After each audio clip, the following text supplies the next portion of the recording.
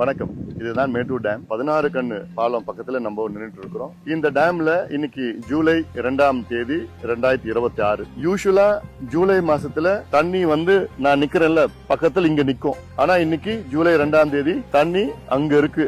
இந்த தண்ணிய அந்த பக்கத்துல கூட போக முடியாது. இந்த தண்ணி இன்னைக்கு குடிக்கிறது மட்டும்தான் இருக்கு. வருஷம் வருஷம் ஜூன் 12ஆம் தேதி மேட்டூர் டேம் திறப்பாங்க, விவசாயத்திற்கு திறப்பாங்க, குறுவை சாகுபடிக்கு. ஆனா இந்த வருஷம் திறக்கல, ஏன்னா தண்ணி இல்ல. இப்போ மேகதாது அணை இன்னும் கட்டாத நிலையில இன்னைக்கு இந்த நிலையில மேட்டூர் டேம் இருக்கு. குடிக்கிறது மட்டும்தான் தண்ணி இருக்கு. மேகதாது டேம் கட்டிட்டாங்கன்னா கர்நாடகாவில இந்த குடிக்கிற தண்ணி கூட நமக்கு கிடைக்காது. இதான் நான் உங்களுக்கு புரிய வைக்கணும். ஏன்னா காவிரியில குறுக்க மேட்டூர் டேம் இந்த ஒரு டேம் மட்டும்தான் நமக்கு இருக்கு. இந்த டேம் உடைய கொள்ளளவு 93 டிஎம்சி. அதுல கிட்டத்தட்ட ஒரு 12-13 டிஎம்சி தூர்ந்து போயிடுச்சு. செடிமெண்ட் சில்ட் ஆயிடுச்சு. இன்னும் டீசில் பண்ணல, தூர் வாரல. கர்நாடகாவில 4 டேம்ல இப்ப இன்னைக்கு கெபாசிட்டி 115 டிஎம்சி. தமிழ்நாட்டுல 93 டிஎம்சி மேட்டூர் டேம். இப்போ மேகதாது கட்டினா அதுல கூடுதலா 70 டிஎம்சி. ஆக கர்நாடகாவில காவிரி குறுக்க மேகதாது கட்டினாங்கன்னா 185 டிஎம்சி.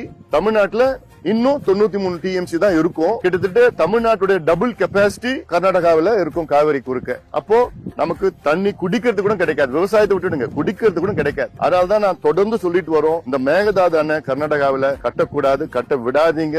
நாம் எல்லோரும் ஒன்று சேரணும். Every one of you will be affected by this Meghdadu dam, which is going to be constructed by Karnataka across the Kaveri in Karnataka. அதனால மேகதாது அணையை தடுப்போம், காவிரியை காப்போம்.